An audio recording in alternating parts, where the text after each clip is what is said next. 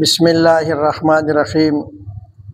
وَلَنَبْلُوَنَّكُمْ بِشَيْءٍ مِّنَ الْخَوْفِ وَالْجُوعِ وَنَقْصٍ مِّنَ الْأَمْوَالِ وَالْأَنفُسِ وَالثَّمَرَاتِ وَبَشِّرِ الصَّابِرِينَ صدق اللہ العظیم۔ اللہ تعالیٰ نے قرآن مجید میں ارشاد فرمایا وَلَنَبْلُوَنَّكُمْ، تاکیدی جملہ لائے ہیں، ضرور بر ضرور آزمائش میں ڈالے گا۔ اللہ فرماتے ضرور بر ضرور میں آزماؤں گا۔ وَلَنَبْلُوَنَّكُمْ بِشَيْءٍ مِّنَ الْخَوْفِ وَالْجُوعِ، بھوک سے، خوف سے اور مال کے کم ہونے سے اللہ کی طرف سے یہ آزمائشیں بندے کے اوپر ضرور آتی ہیں، اور اگر وہ آزمائشوں کو پا کر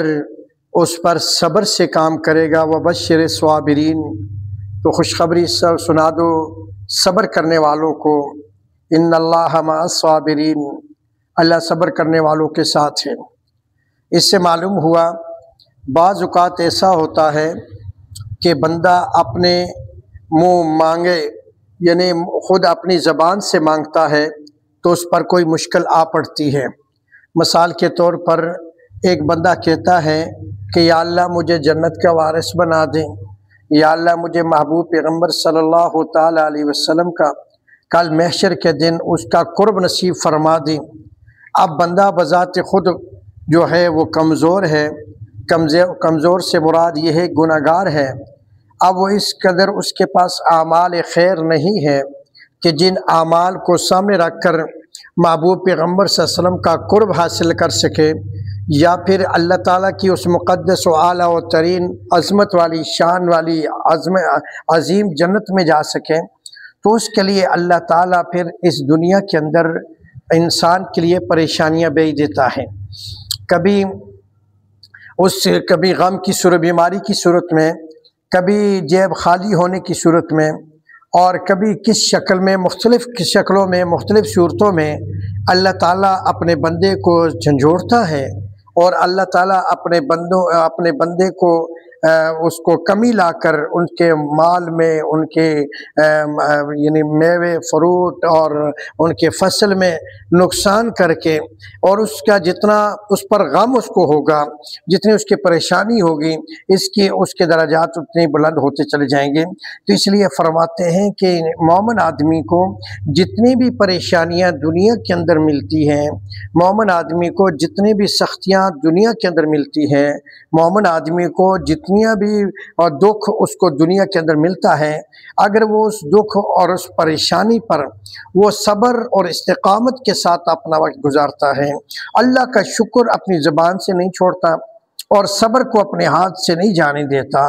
صبر کو مضبوطی کے ساتھ تھامے رکھتا ہے، تو اللہ تعالیٰ اس کے ذریعے سے آخرت کے درجات کو بلند کرتا ہے۔ مثال کے طور پر ایک آدمی نے دعا مانگی کہ یا اللہ مجھے نبی صلی اللہ علیہ وسلم کا قرب نصیب فرما،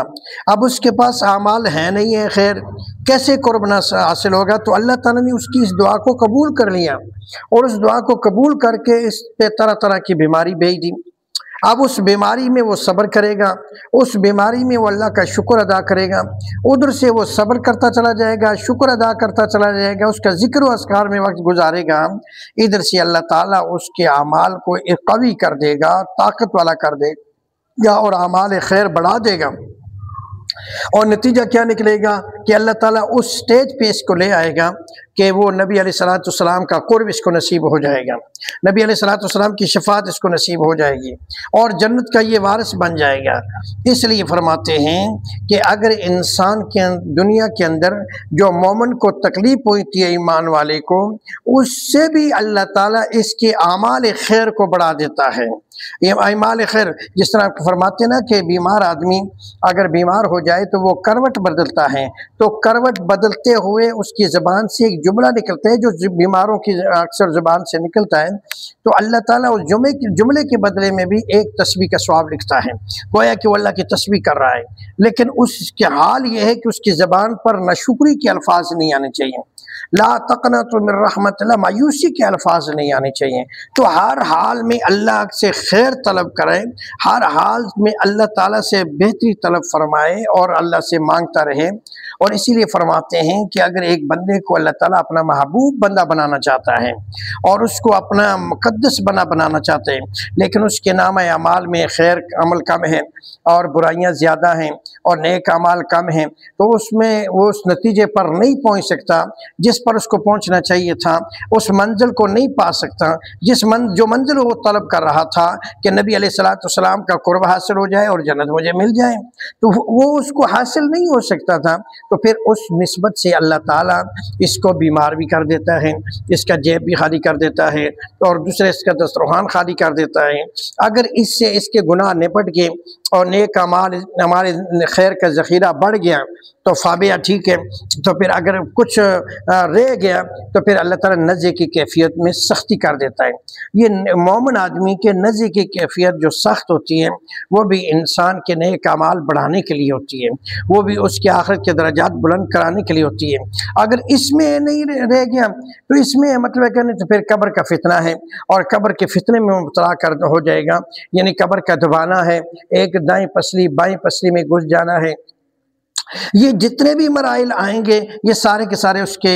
کفارے کے طور پر ہوں گے، اس کے گناہوں کے وبال کی وجہ سے وہ کفارے کے طور پر ہوں گے، چاہے وہ دنیا میں بیماری کی شکل میں ہے، چاہے وہ نزع کی کیفیت کی سختی کی شکل میں ہے، چاہے وہ قبر کے دبانے یا قبر کے فتنے کی شکل میں ہے، جس شکل میں بھی ہیں، اور اس میں بھی اگر انسان کے گناہ باقی رہے گی، برائیاں باقی رہے گی، اللہ اس کو محبوب بنانا چاہتا ہے، تو پھر اس کے بعد ہے عالم برزخ، عالم حشر۔ عالم حشر میں اس کو کھڑا کیا جائے گا اور عالم حشر میں اس کو لایا جائے گا، تو اس ایک نیزے پر سورج ہوگا تو اس کا پسینہ جو ہے وہ بہتا رہے گا، تو یہ پسینے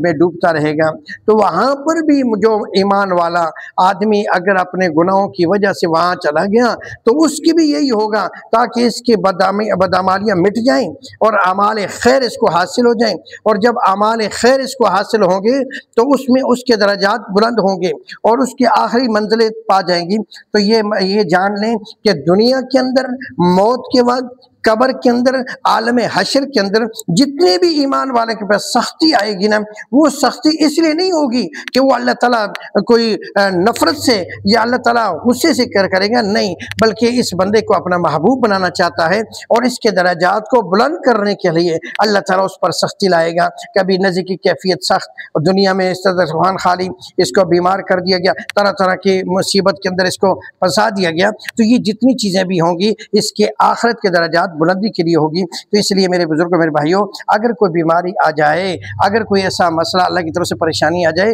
اس پر صبر کے ساتھ اور اللہ کا شکر ادا کرتے ہوئے اور اللہ تبارک و تعالیٰ کے آگے جھک جاؤ، یا اللہ تو نے شکر ہے مجھے دنیا میں سختی دے دی ہے اور آخرت کی سختی سے نجات دے دی، اللہ ہمارا حامی و ناصر ہو، وما علینا البلاغ۔